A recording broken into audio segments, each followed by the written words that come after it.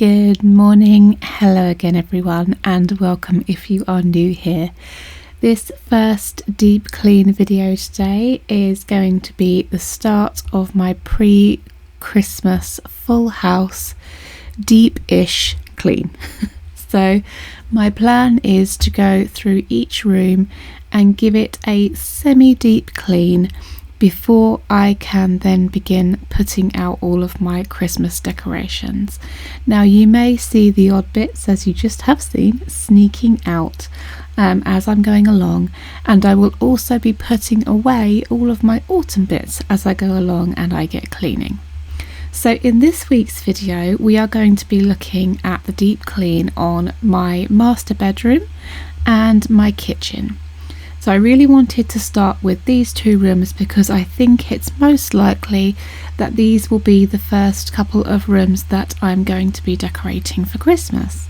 I am going to be starting earlier than most people do with the decorations, purely because I want to document it on video and share it both on this channel and on my other channel, which will be linked below. So I do need to start getting them up a little bit early because it does take time to get things filmed, to get things edited, and I want to kind of motivate you to do your decorating and your pre-Christmas deep clean as well alongside me, so that we can all settle down and celebrate a lovely festive period together. So I'm starting today in the bedroom. I've started incredibly early in the morning because I know that I will not be motivated to do it any other time. My bedroom is a bit of a state at the moment. I have filmed a couple of videos in here recently, one of which being my big Christmas decor haul, and there are still some bits in here, although most of it has been put away. There are still some bits floating around. It's also very dusty in here. There's lots of general clutter that has been put in here where I've been cleaning through other rooms and just not had space for things. So today is going to be not just cleaning, but also a little bit of decluttering, a little bit of reorganizing, and I'm just going to be doing it as best I can, zone by zone in each room, until everything is all done and I can finally put up the Christmas decorations. So the products that I am using today in the bedroom are very basic. I have my Flash Spray Wipe Done spray. If I don't have any of this, I tend to use the Flash Concentrate, just made up with dilution in a bottle, and spray that. I'm also using my Method Polish, my Method Glass Cleaner, and just some hot soapy water. That is pretty much everything that I'm using today, alongside many microfiber cloths and a few detail brushes. So while I'm in the bedroom, I really want to sort out this desk area. This is where I sit and where I'm currently sitting recording this voiceover for you, because this is the quietest little corner of the house that I can sit and do that and hopefully not get disturbed. However, it's getting a bit cluttered. As you can see, there was the broken printer on there that I need to dispose of. And a few other bits. I try and keep my laptop out at all times, so that if I'm not really feeling the motivation to edit anything, it's at least easy just to pull it out. I don't have to dig around and find everything. And I'm also keeping my sewing machine out for small alterations and repairs to clothes, rather than putting them away for 6 or 7 months in a cupboard and waiting until I've got some energy to do that. I'm also getting up to these top windows in the doors. Well, one's a window, one's a block of wood, because this second door is just our airing cupboard and we don't really need a window into that. But they get really dusty and kind of grimy as well, so I wanted to do those. So anyone who has a Velux window, please don't forget that you can flip these in order to clean them. It makes it much easier. I was living in this house for years before I realised that you could flip them. It was actually my dad who told me, because he's a window cleaner, and he came around and he goes, you know, you can flip those, right? And you can. There's like a little peg that holds them flipped so that you can clean the other side. I do still have to climb up onto the bed to reach the top of it once it's flipped, but it's easy enough to do. I am literally just using some very hot, ever so slightly soapy water to clean all the gunk off.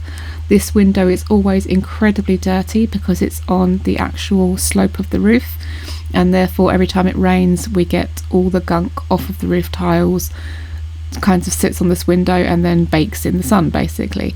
So this window is pretty much always dirty. No matter how often I clean it, it's still mucky. So I do it very often, and I do it with hot soapy water, and then I go round with my window vac as you've just seen, and then I'll just polish it with a clean dry microfiber cloth to get rid of any streaks or smears that might be remaining before I flip it back over and do the inside. The inside of course is not as dirty, so I tend to just use some Method window cleaning spray. Just a small little bit works really well and doesn't leave any streaks. If you're using a lot of it, it will streak, so be careful. A little bit goes a long way. You don't need to use a lot. So the outside of the window is done. I'm just giving it a quick polish, and then I will release the little catch, flip it back round and do the inside as well. Makes a huge difference to the room. I always underestimate the difference that a clean window makes. Honestly, the light that it lets through, and it just makes it feel so much more airy when the window's clean. I'm always quite surprised by how fresh and crisp and clean the room feels when you've cleaned the window. Mad, I know, but there you go. It is what it is.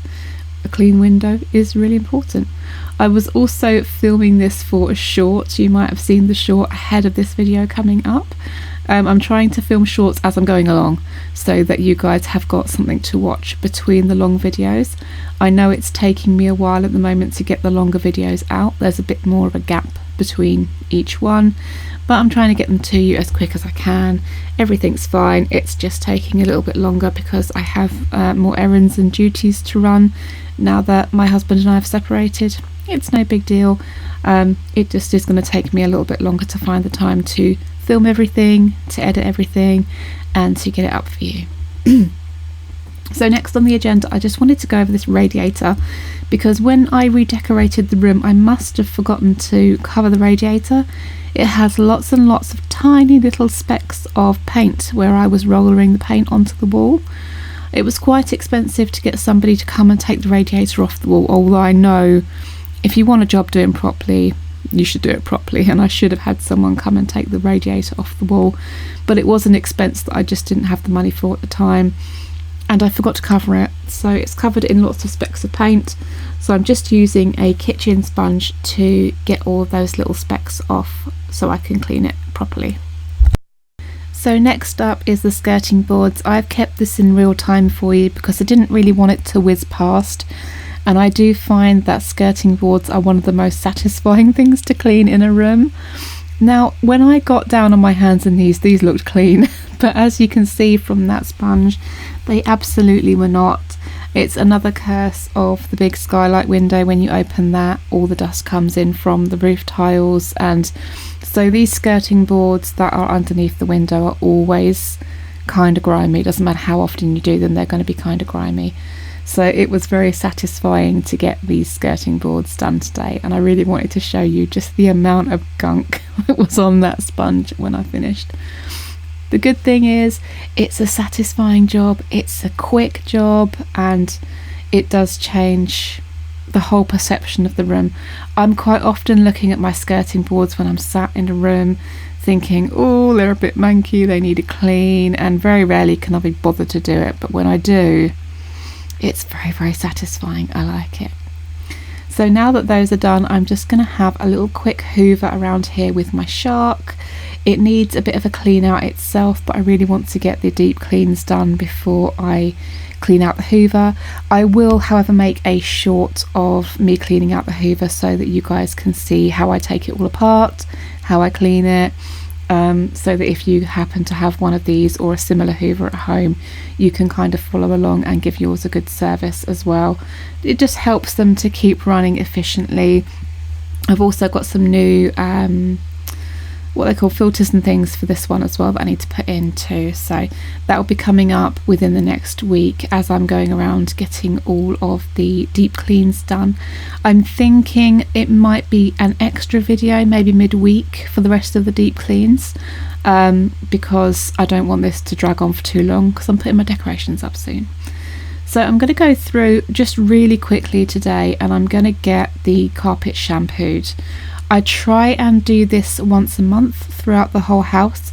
However, I did miss last month. I don't know why. I can't remember what it was that stopped me from doing it, but I did miss getting the carpet shampooed up here last month, and so they are double grimy. But I only have time today to go over them once. I'm going to pull the carpet shampooer out again at the weekend, and I'm just going to give them another quick going over. I don't know if I'm going to film that or not, seeing as you guys have already seen me do it once. But yeah, there's some real muck in this carpet, and because it's kind of that greyish brown, you can't tell. I would suggest, if you do have a home with carpet and you have quite a lot of people living in the house, particularly children, this is a really good colour to go for, because it really doesn't show up the dirt. But as you'll see from the water dump at the end of this video, it really was quite dirty. Also, I should add that this footage is sped up. I'm moving a lot slower in reality. I find you get a better clean on the carpet with these big shampooers if you do move slowly. This is sped up about 3-4 times the speed that I'm actually moving with this shampooer. So just bear that in mind if you have got one that you're using for the first time, or if you've rented one. Take it easy, take it slowly, and it will do a much better job of your carpets than if you just run over it as if it's a hoover. Also, take the time to go over it if you've got this particular one with its dry only function. Get as much of that moisture out of the carpet as you can, and then it shouldn't produce any smells or any moisture in the air. This carpet was dry within about an hour and a half. It was quite a cold day, so I actually thought it would be longer than that. But yeah, about an hour and a half it took for this carpet to dry, and it's got quite a thick underlay as well underneath it, so I was quite happy with that. But definitely this is a job that I have been meaning to get to for a long time. I'm sorry it's not hideously satisfying. I love watching carpet cleaning videos where like professionals are going around with their steam cleaners and you can see just how filthy the carpets are. I'd be genuinely terrified to see what comes out of my carpets with a professional cleaner in, but I might book one in the new year just to give the house a nice freshen up. There's your dirty water dump, guys. Enjoy that chocolate milkshake. And I'm going to move on now, and we're going to move on to day 2, which is going to be a deep clean of the kitchen. So obviously that's going to be a much longer day. This is the bedroom as it is when I'm finished. It's not perfect, but it will do. So day 2, we are into the kitchen. I did actually want to leave the kitchen right until the end, but I did have somebody due out, a Tesco delivery due, and they tend to come to the back door, so I really wanted to get the kitchen deep cleaned on that day, because then, you know, when they come to the back door I'm not going to miss them. I thought, okay, I'll do it this day. It's not perfect. I'll probably have to go around and give it another clean before the decorations go up, but as for a deep clean, this is fine, not a problem. So again, with the kitchen, like with the bedroom, I'm going to zone. So I'm going to work on one small area at a time, and we're gradually going to make our way through the kitchen. I used to deep clean from the top to the bottom, but I found that that was taking me much longer than when I do it zone by zone, and was also more frustrating and more difficult to do than just going around and doing it zone by zone. So I've started with the window, I've done the window, done the frame, done the window sill, and now I'm moving on to like the top level cupboards and the cooker hood. So I'm just going in with some elbow grease spray on top of the cupboards. That's going to remove any grease and grime that's sitting on top of the cupboards, and then I'm just cleaning the front and side of the cupboards with some flash spray. The cooker hood is getting cleaned down with the Method stainless steel spray, and I will also go in with some elbow grease on the glass to start with, and finish it off with the Method glass cleaning spray to give it that really nice sparkly shine. I do like cleaning the cooker hood. I don't like doing the filter, I won't deny that, but I do like cleaning the hood because it's a very satisfying clean. You go from really mucky to really nice and clean and sparkly and having it look brand new, so it's really quite a satisfying one, and I love a satisfying clean. I'm more inclined to clean something that's going to look new and shiny than something that's still going to look a bit old and dodgy and well used when it's clean. So yeah, I take my time to get that really nice and shiny, and then I can enjoy it for a few days before the dust resettles.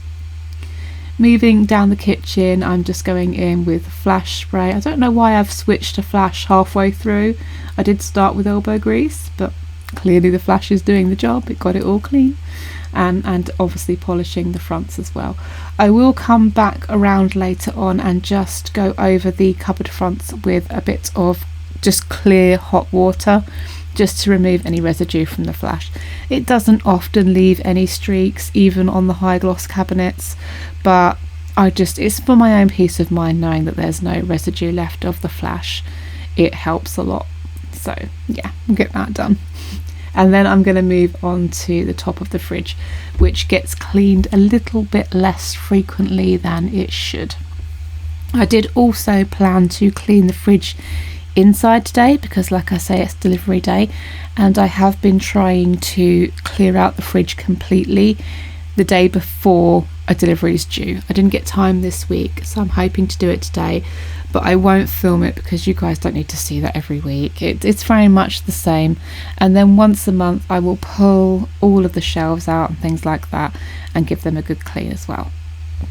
So one of the other things I wanted to get to today is these shelves. I like these little shelves. I got them from B&M. They are for like photographs and things like that. That's why they've got the little lip so that the photo doesn't slide off. But they're a little bit too narrow for what I want to put on them for Christmas. So this shelf that I'm currently dealing with here, I would like to have my hot chocolate bar on. And the little jars that I've got for my hot chocolate are wider than that gap. So what I'm going to do is I'm going to flip this shelf upside down so it's just the flat edge, as you can see there, and reattach it. And that means I'll be able to pop my hot chocolate station onto that, and it will sit over a tiny little bit, but it won't sit at a weird angle. It will just go over the edge a tiny little bit. The top shelf I'm going to leave as is, and I'm going to put maybe some Christmas cooking books and things up there, maybe a Christmas cooking magazine. I'll see what I can find in Asda next time I go. But yeah, just some little nice festive things there. But I really wanted to tackle this today while I was doing the deep clean of the kitchen, because it means that I can just get cracking with the decorations and not have to think, oh, I've got to move that shelf, and then I've got to do this, and then I've got to do that. But I'm also going around and taking all of the autumn decor off today as well. There's a few pieces of autumn decor in here. I'm going to put them back on the shelf for the time being. Little snowman there, some Christmas sneaking in. But I will take those off and I will put them all into the autumn decor boxes ready for the loft when I finish the clean, so that I've got space for all the Christmas stuff to start coming out. Just giving that other shelf a little bit of a dust and popping everything back onto it that I currently want out. Looking lovely. Taking away those autumn things like I just said, and I'm going to get the radiator dusted off. Now, I pulled this out and gave it a really deep clean not too long ago. It's still not looking particularly dusty or anything, so I'm just going to stick to an outside clean of the radiator today, but I'm just going over it with some hot soapy water. Nothing special on the radiator at all. So now I am beginning to clear off of all of the worktops one at a time. I will clean the tiles and I will clean the worktops, and then I can pop everything back onto them again. I find it's a little bit easier to do the tiles if I've moved everything out of the way. It just means I can get through there quicker. I did used to pull things out one at a time, clean around them, put them back, but it's a little bit quicker just to move everything off, give everything a good clean, and then pop things back on again. I do have to potentially find a little tray or something for my detergent dispenser to sit on. I've got a dispenser that has 2 large glass jugs with taps that I have my laundry detergent and fabric softener in, and they're on a black wire frame. The paint on the wire frame has started to chip, and where obviously it's in the kitchen, it's starting to get some moisture into it, which is leaving rust marks on my worktops, and I'm not in love with that idea. So I'm going to measure it up and see if I can get some kind of either a chopping board or a tray or something that my detergent dispenser can sit on so that it's not damaging the worktop. Something I really need to get quite soon. So moving on to the next section, obviously, which is the cooker here and the tiles behind it. Just a quick clean today, nothing too crazy. As you can see, it's not particularly dirty. There's just a few little spots on it where the kids have been cooking their dinners, and a couple of little crumbs, which I'll be honest, I can't even see on the video, but they definitely were there. I don't clean things that aren't dirty, there's no point. So I'm just giving that a quick wipe down, and then I can move on to the next section, which will be that next piece of worktop. Now, I was asked about the deep fat fryer, and yes, you're absolutely right, I hate the deep fat fryer. I hate deep fat fryers in general, but I love chips. So I don't want to completely get rid of the deep fat fryer, but I want to get rid of this deep fat fryer. It's because it's really long and narrow. It doesn't just pop into a cupboard when we're finished with it.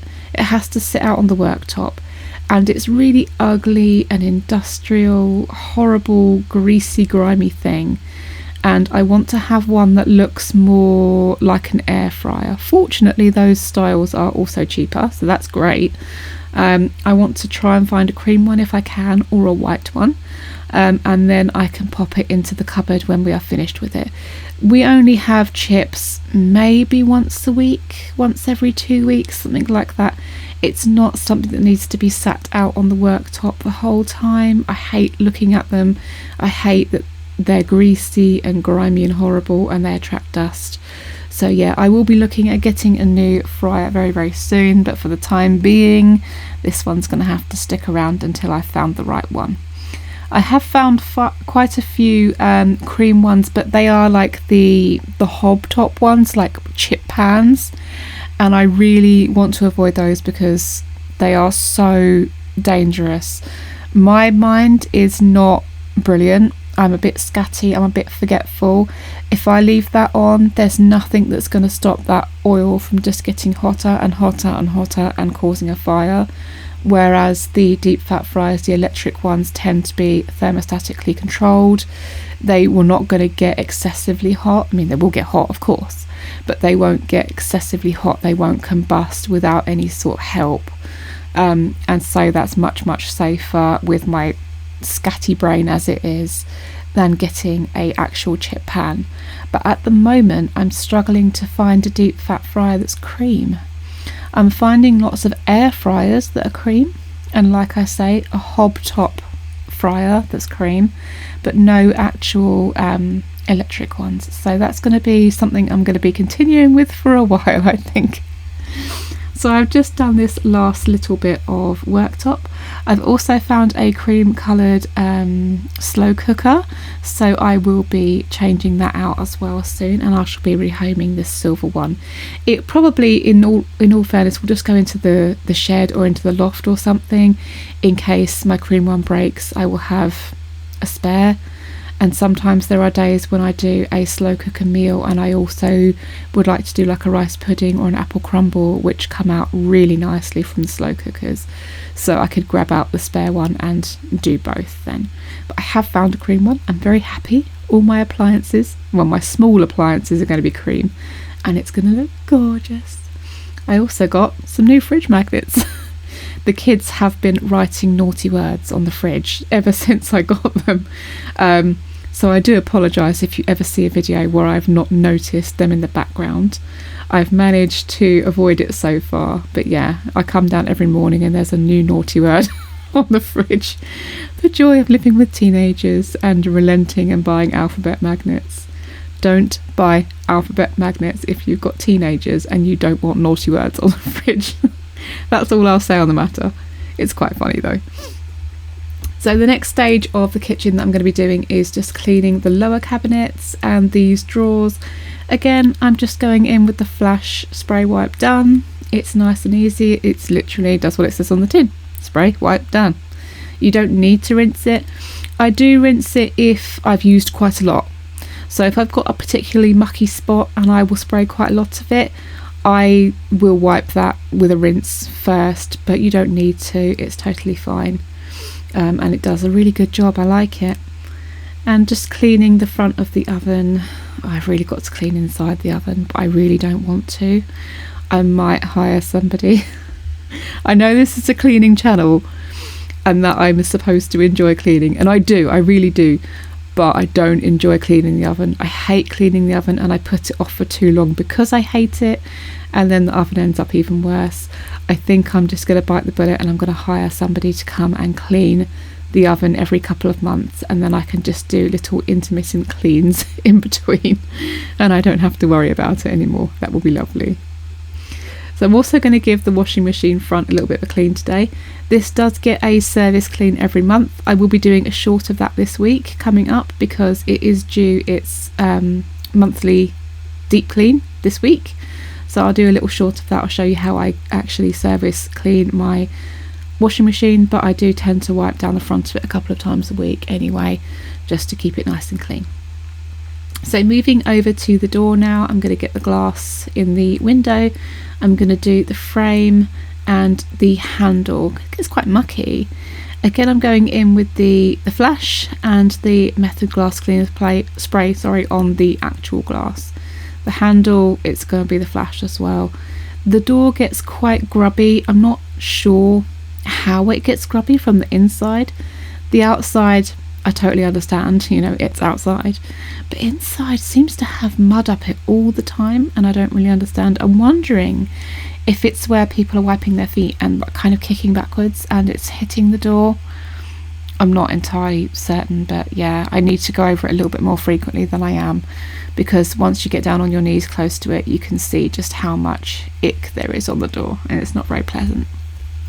While I'm over in that corner, I'm just going to grab a cloth and do the skirting boards quickly. The skirting boards in the kitchen tend to hold on to a lot more dust than the skirting boards in the rest of the house, because when we had the kitchen put in, they put in, this is not skirting board, this is all, as you'd say in the States, baseboard. This is literally just a strip of wood that has been glued to the wall. It wasn't sanded, it wasn't primed. It's very, very rough. It holds all the dust. It's something that I need to replace when I redecorate the kitchen, for sure. So I'm just going to take the doormat out. I've taken the bins out. Everything's off the floor. I'm going to give that a good sweep, and then I'm going to do and then I'm going to do a hands and knees full floor scrub. I do like doing a full floor scrub. It does take a little bit of time and it is quite hard on the knees. I did buy one of those long-handled spin scrubbers, which I'm having quite a lot of fun with cleaning the bathtub, but I find for the floor it just takes too long. It's quicker for me to get on my hands and knees and scrub it properly like I'm doing now. So I'm using an old sponge. I'm using the scrubby side of the sponge. I've also cleaned this floor using a floor scrub brush, using a scouring pad. Be careful if you have natural wood floors, obviously with scouring pads, not a good idea. This is lino. It's a very hard wearing lino, so it can handle it, but do be careful what you're cleaning your floor with. I've just mentioned that I'm using a sponge because you can't actually see it. It's just occurred to me, it just looks like I'm wiping it with my hand. I do have a sponge in my hand, and then I'm going over it with a nice thick microfiber cloth, just picking up that dirty water and just making sure there's no excess water on the floor. And I will go all the way down the kitchen and do this.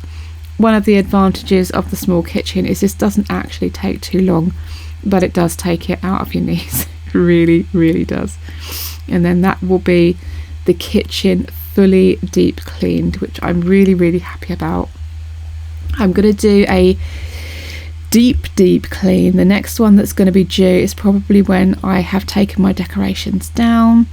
I like to wait until kind of March to do a spring clean, but I do also find that I need to do a deep clean after the decorations come down because they hoard so much dust and gunk gets behind them. The cupboards get very heavily used, obviously. The oven gets very heavily used over the festive period. So the kitchen will be getting a deep clean ahead of the spring clean. The rest of the house will probably just get a normal spring clean. But yeah, a lot of work to do, a lot of work coming up, a lot of videos to make. I'm very excited about it. But I must say, when I walked into the kitchen after I had finished this deep clean, it just felt so clean and fresh and lovely. I didn't want to cook, I didn't want to go in there, I didn't even want to make a cup of tea because I didn't want to ruin it. And it lasted about 3 days. I'm recording this about a week after I've done this, and yeah, it lasted about 3 days before I had to go in there and do a bunch more cleaning. So definitely a little bit earlier than I should have done it, but I'm glad that the main bulk of the deep cleaning's done, and it's just really the worktops and the floor I've got to keep on top of for the time being. So that is going to be the end of part 1 of this deep cleaning spree. Join me again for part 2, where I will be tackling the lounge and diner, and possibly part 3, where I will be dealing with the landing, stairs, toilet and bathroom. I will see you next time. I hope you enjoyed. Bye bye guys.